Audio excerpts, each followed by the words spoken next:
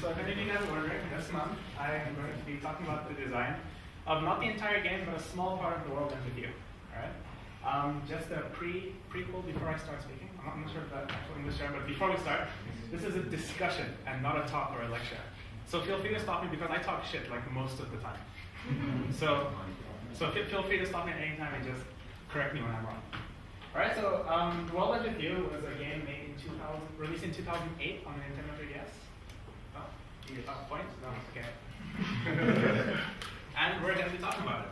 So, what is it exactly? It's an action RPG set in the Shibuya district in Tokyo. When I say Shibuya, I mean the game was actually modeled off of the real place. So a lot of the places in the game look exactly like they do in the real world, which is pretty cool meta research too.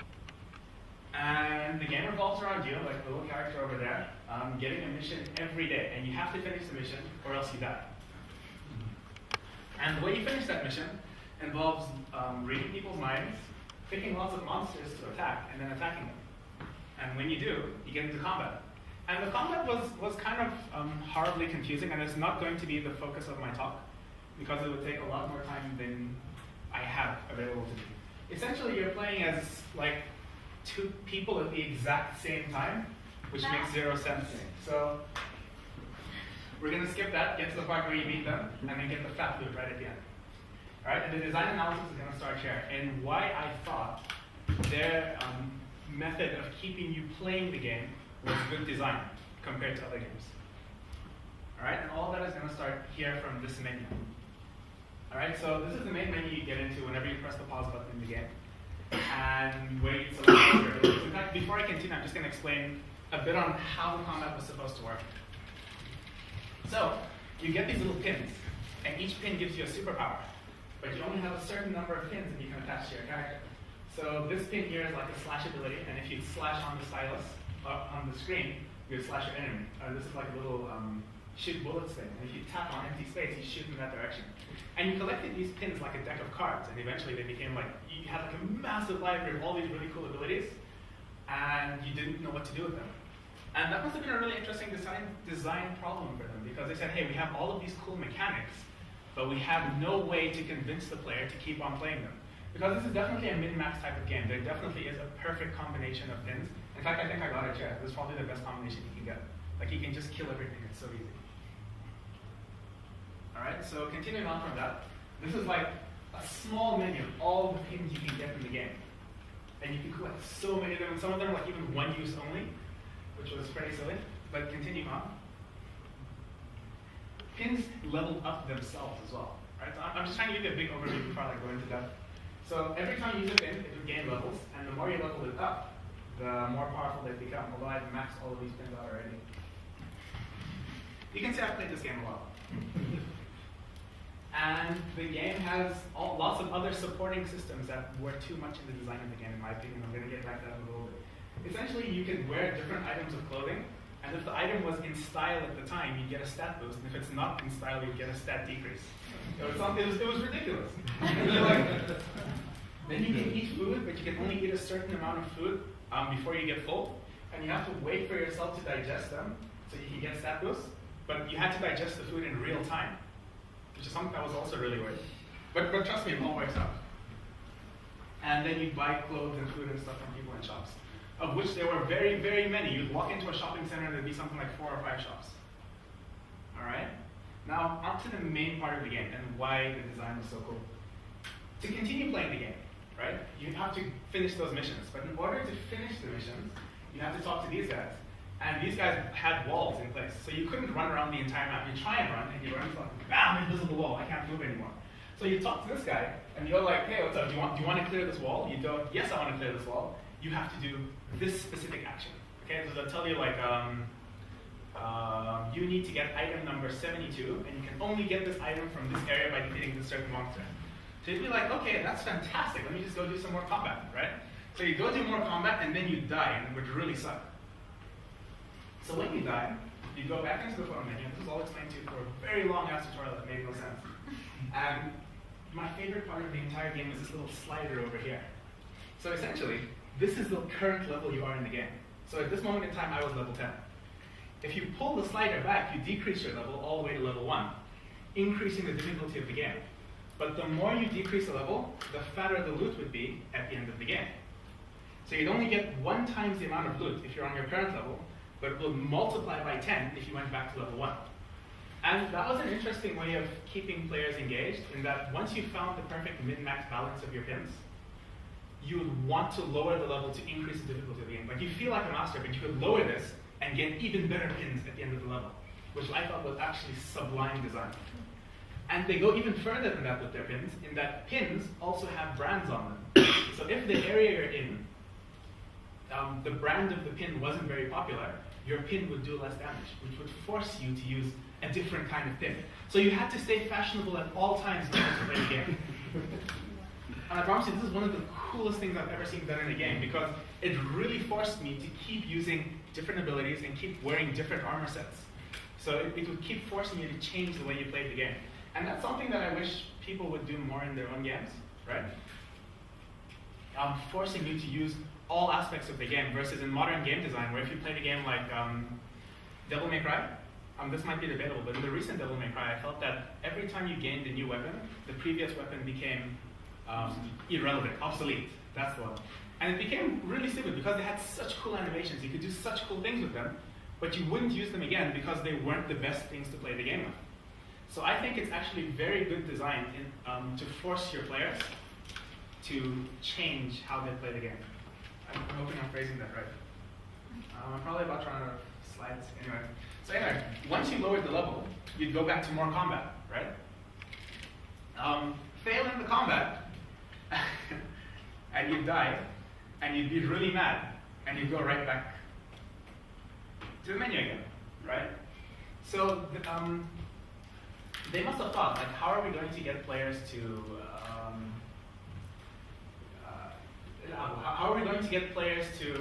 come back to our game after losing so many times? Because the difficulty of the game was also really, really hard.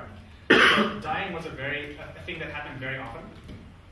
So they have this really cool system right at the end, that if you're like, fuck this game is too hard and I'm tired of playing it, and you switched off your 3DS and DS and you threw it away. And you came back a week later, right? You actually got experience for falling asleep. Which was genius, right? Because then you were stuck at this boss for so long that you got frustrated and you put the thing away. When you opened it, there was a special surprise for you. You get like maximum experience, and then all of your pins would just level up to max. And you could beat that current boss that you were stuck at and continue playing the game, which was absolutely fantastic. And they designed the game in such a way that if the pins you had at the time weren't powerful enough to defeat the boss, and you died over and over again, and after you respawned, after 7 days, your things went full level and you managed to beat the boss using those pins you had, when you got up to the part after the boss, all of your pins would go out of fashion. So that you had to throw away all of them and start all over again with a different set of abilities and a different playstyle to continue playing the game, which I think is absolutely fantastic design. It was sublime. So going back to the other systems they have in the game, right? Because not everything was so cheerful as that. More than this difficulty level here, they had another weird button that said normal and easy, which made no sense to me. So if you're playing the game on normal mode, right, it's exactly the way I described it to you now. But if you played it on easy mode, you can enter combat and run away from combat and get the experience. And I understand why they did that. They put that into the game for people who wanted to play the game for the story and not for the gameplay itself. But I think it was very bad to separate this and this from each other as two different separate mechanics to ease and difficult the game for you. I think it actually would have been better designed if this slider started in the middle here. And decreasing the slider made the game easier, like sort of cut this away, and increasing it made the game more difficult. So I feel that these two things should have been one thing together. Point on that. Yes. The way it's set up right now, when you choose easy, you know you're making a decision to play the game in easy mode. If you'd done it that way, you would have felt like the decision to play it in the easier mode was part of the general design of the game and not a decision you're making. It would have encouraged you to play it like that more regularly. I don't think so. Why did you say that? Because it's part of the mechanic that you use to make it harder or easier. It's not a binary switch that you say, okay, I can't handle this, I'm going to just go to easy mode. It seems like you should do it. It's okay. It doesn't have that feeling that you're cheating and taking the game to Definitely. easy. Like, I've never flipped the game to easy because I just felt so bad after doing it. Exactly, but if it was on the bar, you'd be more likely to. Yeah, like this completely broke the game. Like you can literally just walk into any combat situation and you'll be fine. No, but what I'm suggesting is if you could have done it on the bar, Mhm. you would have been more inclined to try it. Yes. Yes. And that's why they didn't do it. Also, I think you would have had the slidey bit as well, so you would have been like, it's only a little bit easier. And then you would Yeah, have it's just said, that one "It's slice just of cake, one, right?" It's only one. And now you have that sense of guilt about, but it's too easy now when you have the binary switch. So it encourages you to, for your own fulfillment, to stay on normal, or at least if I were to play it, and like you did. Whereas I see the point where it's a slider, it's like, just a little bit easier, just a little bit, and then it's too easy anyway. But it is, but then that would obviously limit the amount of loot you get. So there was a physical repercussion for making the game easier to play. yeah, Diablo 3 actually has a similar mechanic. And I recently, I've experimented with it quite a bit where I created a barbarian from scratch. But I know the barbarian's completely OP class, so I put the monster power level up, 3 times stronger, and then I actually got it to a nice level where I felt like I was being challenged. I was getting really epic loot, but it wasn't too difficult. Where I could actually, customize. It's pretty much the same thing as the slider. You customize how difficult it is for yourself, down to a certain point. And I think, it's just that's a really awesome mechanic to include in games. That was fantastic. Seeing as how I rushed through that a bit, I'll try to go a bit more into the other mechanics in the game by making reference back to the actual combat screen itself. Without teaching you. The combat was really confusing. It is actually stupidly confusing. It made like zero sense because these are the exact same monster. So you're fighting the same monster on 2 different screens, but their health bars are linked. Whoa. So they're not necessarily in the same place, but they are the same being. Which was explained in the most obtuse way possible, which is why I wanted to avoid it. So essentially, if I killed him on the lower screen, he would just disappear on the top screen. They also superimposed 2 types of gameplay onto each other, which made no sense. So this is like a card collecting game. You collect more cards to use more abilities, and you'd use them in the game, right? This is Dance Dance Revolution. The thing is, you play them at the exact same time, which made no sense. It got so bad to the point that if you stop pressing the one at the top, it autoplays by itself. So the screen at the top was completely irrelevant to the game. Yes? Do you have to do both? You do. Obviously, like if I go back into the menu over here, it's actually a really random menu option, but there's a thing that says partner auto fast. So by setting this to auto fast, it means how long does it take your partner to start playing by themselves because you're so bad at the game? Right? I think that's just poor design, and it didn't make any sense to me at all. How they did try to fix that, they did take an interesting approach to it, in that if you manage to actually play with her, because if you try playing at the bottom, there aren't many repercussions at the top because the top plays itself. But if you tried playing the top, you would get killed in the bottom because he stands there doing nothing. The air will never take control of your main character.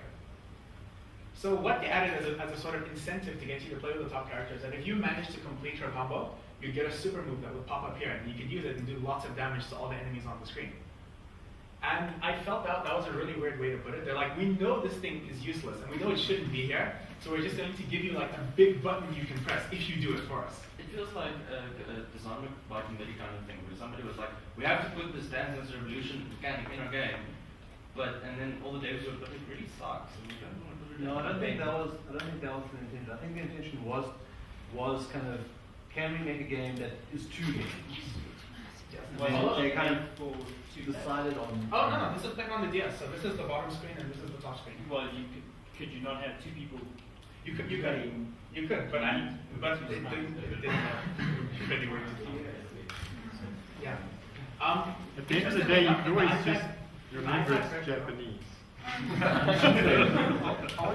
was just, when I was thinking about this, as you mentioned exactly that mechanic, it actually sounds fucking cool. It was But I super think cool, that yeah. I think the problem is the implementation, and yeah, it's Japanese. So obviously, Dance Dance Revolution, lots of colors and craziness, and I wouldn't be surprised if the soundtrack's like, in the background. It had a really great technology. So, there you go. so the thing is, like, I think the idea is flippin' awesome, but it sounds like the implementation of it, or getting it to actually the execution phase and making it work properly might have been the issue. Its own implementation was actually pretty weird from my perspective, because if this was on autoplay, because it's playing itself, that button would come here anyway, regardless of whether you were playing or not. So it's like you're playing the game, and then you unlock a super mode by doing nothing. So there was even less incentive to play on the top screen. Yeah. How entertaining is the top screen to watch versus the bottom one to play? I never noticed because you're always staring at the bottom screen. The bottom screen is a very high maintenance type of gameplay because it requires action from you with both your stylus and your eyes, right? Because you can't just tap anywhere on the screen and then he'll do damage to him. Because if you tap this way, this pin would activate, you would start shooting in the wrong direction, and you would do nothing. So it required your full attention at all times. And the only time you would ever shift your attention up here is if you managed to make him run right across the screen, so this guy had to walk towards you, and quickly finish a combination so you can unlock a super move if you were about to die. Which was some pretty spontaneous design. But one point that I did want to make is that in the iPad version of this game, they removed the top screen completely, and you only play this bottom screen. Just wondering, going back to that easy thing, Yeah. with the pins, because you said that the fashion changes and things become less valuable and all of that. Did that also apply in easy? I mean, if we Yes, wanted to it take part applies in at all times. Like actually, when you open up the menu, these are the fashion charts over here, and those are the effects they have. So if you are wearing hip snake, be that in clothes or a pin, it's a tap with double because it's the most popular thing in the current area at that particular time. So that would apply to both difficult and easy mode. Which was some pretty interesting design, but something that's also questionable. You two chains. You All right. seem to slate the design on so many levels and then played the game how much? I played the game forever. It's a really strange thing because the game is very, very confusing to newcomers. Okay. But the more you play the game, the more enjoyable it becomes. I actually had to try very hard to find the faults in this game. Like I had to step away from it for a while and say, what in this game doesn't work? Because when you play the game for an hour, the two screens just seem to make complete sense. There's such a perfect flow between them that the game just worked. It was a very interesting phenomenon that I had to look at a bit more. Also going back into the selection real quick. Whenever you press this big pin over here, right? So I actually switched the screens around. This is the bottom screen. I cut out the top screen completely. This is what it looks like without it. And when you press this, it would take you into this mode. All of these things here are enemies. So if you wanted to increase the difficulty of the game further, if I selected one, it would fly into the middle and combat would begin. Okay? And it's just me versus them, and if I beat them, I get their loot. But if I selected multiple of them, they'd all fly towards the middle, and I'd get a very, very difficult chain of fights. But the difficulty increases exponentially again, but also the amount of reward you get at the end of the game. Like they kept adding all of these separate layers of you able to add more difficulty to the game that I think were completely unnecessary. Is it made that you can just pick it up quickly using put it down or have like a 3 or 4 hours sort of like session? The game is very quick to play. Like combat rarely lasts longer than a minute. Okay. In fact, the game is very hack and slash. Like if you just kept slashing across the screen, everything would die eventually. Except at the end of the game, when the game became super, super difficult, and you had to rely on switching your thing off and waiting for a long time. But that could have just been me because I'm really bad at video games. So you all know my secret now. This actually has a great deal in common with a lot of the DS and Nintendo products like Pokemon, etc. It's very familiar in terms of collecting things, using them, choices, taking things into battles, multiple levels of interaction that cause differences. It actually seems to be part of the kind of policy you see out of Nintendo regularly. This is not a Nintendo game, though. This is Square Enix. Yeah, no, I know it's Square Enix, but if you put it on the DS, you've got to make Nintendo happy. Also, one last note that I wanted to make about this game. Because you had all of these pins, and all of the pins did surprising things. Like sometimes when you have a pin, it doesn't even tell you what it does. You literally have to equip it and play the game and start tapping stuff to see if it does anything. And that got me thinking, isn't it that games where the underlying, or the games have like a clearly defined rule set, right? But the gameplay itself isn't deterministic to a sense so that the underlying gameplay became more fun to you. And an example I'm going to use is Fez. Have any of you played the game? Yeah. So when you're playing Fez, whenever you go to a door, you know that if you open this door, it could either take you to a tiny room or it could take you to an entire other world in the game. And that's why it was so addictive to keep playing the game, because you never knew what was going to come, but you knew the rules of the game. Whether the door took you to a small room or the door took you to a whole new world, the gameplay of the game wouldn't change itself. Right? The same thing happens to The Sims, and this is also applicable somehow to Broforce, in the sense that nothing is deterministic, but the rules are known. And I feel that that was this game's strongest design strength. I don't know if any of you would like to argue this with me, but I wasn't too sure of this myself, but I just thought it was really genius that the element of surprise, again, this is actually from my last talk, taking on from, I forget the name of that game. What was the last game I did? Proteus, yes. Proteus had the exact same thing going on, the element of surprise. And the fact that the gameplay itself wasn't deterministic is why you keep coming back to the game. And it's something that I think we should focus on more in our games. And that's all I have.